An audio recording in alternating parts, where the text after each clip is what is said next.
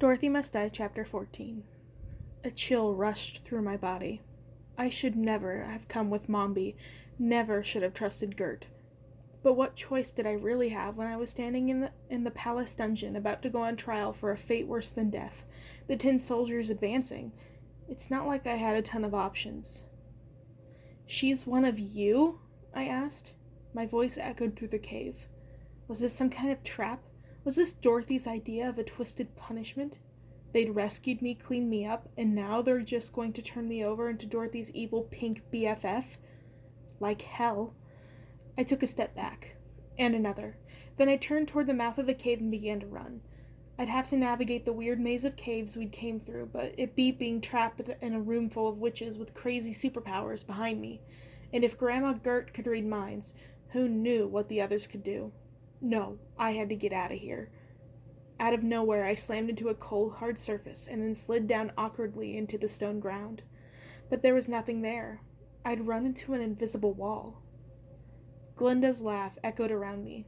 I guess it probably was funny. From her perspective, I must have looked like the dupe's wildly coyote falling off a cliff. I felt my face turn red. I wasn't embarrassed, or at least I wasn't just embarrassed. I was scared, and I was angry, but I couldn't fight it as an invisible hand clawed into my shoulder, pulling me up to my feet. It set me standing again, turned me around to face my captors, and marched me right back toward them. "Amy," Mombi said warningly, "we made a deal, remember? You agreed to join us when you took my hand." "I didn't know what I was agreeing to," I said, twitching against Gert's hold on me. "Your ignorance makes no difference. The spell was cast. You're bound to the order now."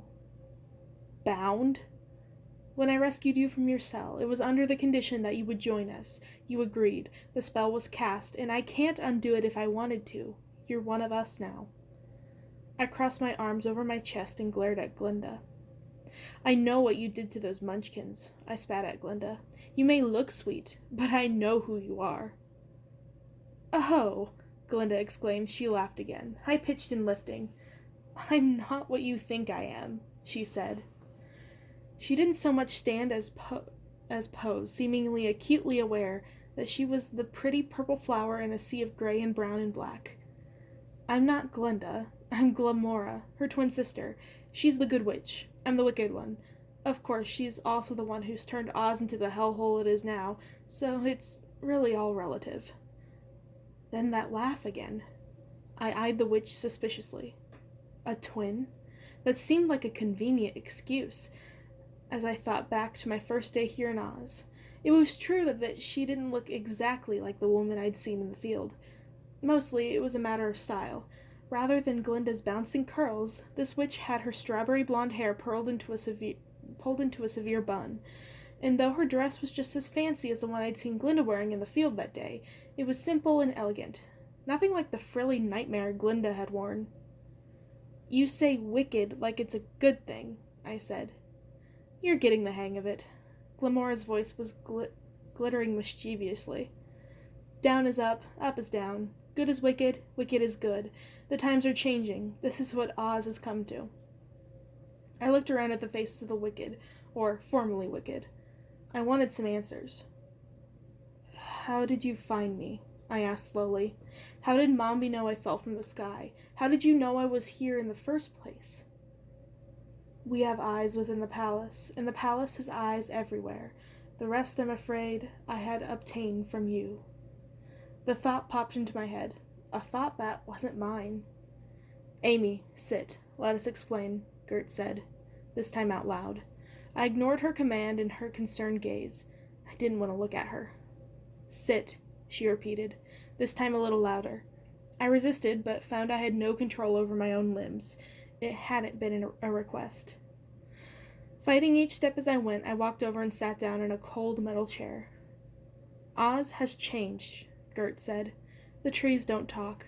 The pond of truth tells lies. The wandering water stays put. The land of naught is on fire. People are starting to get old. People are forgetting how it used to be." "It used to be the three of us would have never imagined we'd be standing in the same room together," Mombi said in her raspy voice. She gestured to herself, Glamora, and Gert. The boy still hadn't said anything. He was just standing with his arms folded across his chest. He didn't really look any happier to be here than I was. Wicked witches aren't supposed to work together, but that was before Dorothy. Gert could see that I wasn't buying it. More than see, I guessed. She could read it in my mind. I wondered if she was included in the once wicked too. We call ourselves wicked to show that we stand against Dorothy and everything she represents, Gert said. Wickedness is part of Oz. It's part of the order of things. It's always been the good versus the wicked. Magic can't exist without goodness. Goodness can't exist without wickedness. And Oz can't exist without magic. No matter what Dorothy might think, Mombi said. Glamora, show her. Glamora waved her hand across the stone table, and it rippled as its surface transformed into a dark pool of water. Then she waved her hand again, and a picture began to form in the pool, reflecting it from the bottom. It was a map, and it was divided into 4 equal triangles, each one its own color: blue, red, yellow, purple. At the center was an irregular blob of green.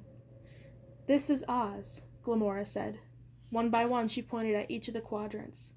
Munchkin country, Quadling country, Winking country, Gilkin country. Blue, red, yellow, purple. As she pointed, their names appeared in dramatic script.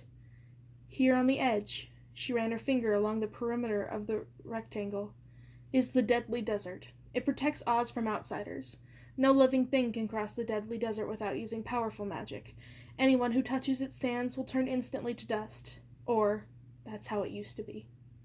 She jabbed a long purple nail at the blob in the center. And this is the Emerald City, where Dorothy lives. Then she passed her hand over the pool again, and the colors disappeared, replaced by shimmering white dots, little pricks of light covering every inch of the map. The white lights represent Oz's magic, Glamora said. Its lifeblood. This is what Oz used to look like. And this, she snapped her fingers, is what it looks like now.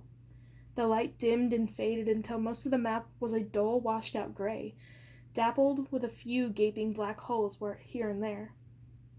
There were still a few glittering spots spread across Oz's 4 quadrants, as well as one spot in the south that was particularly bright. But other than that, the vibrant, shimmering landscape of just a moment ago was gone. Except for at the very center of the map, the green blob was glowing with more intensity than any other spot, burning so bright that I had to squint to look at it. I looked up at Glamora, and then around the table, where Mombi, Gert, and the boy were all watching me expectantly. We need your help, Mombi said.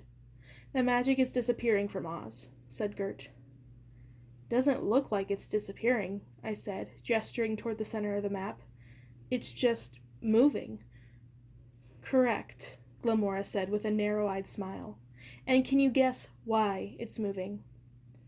I looked at her blankly, and then it dawned on me. I remembered the pit in Munchkin country that my trailer had fallen into, and Glinda with her Munchkin machine. I remembered what Indigo had told me about magic mining. Someone's taking it, I said. Glamora arched a perfectly plucked eyebrow, waiting for me to figure out the rest. It's Dorothy, I realized. Dorothy's stealing the magic. Now you've got it, Glamora said. And losing its magic to Dorothy will mean the end of Oz. That's why you're here. We need to stop her. I sat up straight. I didn't know the first thing about magic. I didn't know the first thing about Dorothy. Me? I just got here. How am I supposed to stop anyone from doing anything? All eyes turned to me at once. The boy fixed me with an exceptionally hard gaze. Finally, Mombi spoke. Simple. You're going to kill her. She looked right at me and said, Dorothy must die.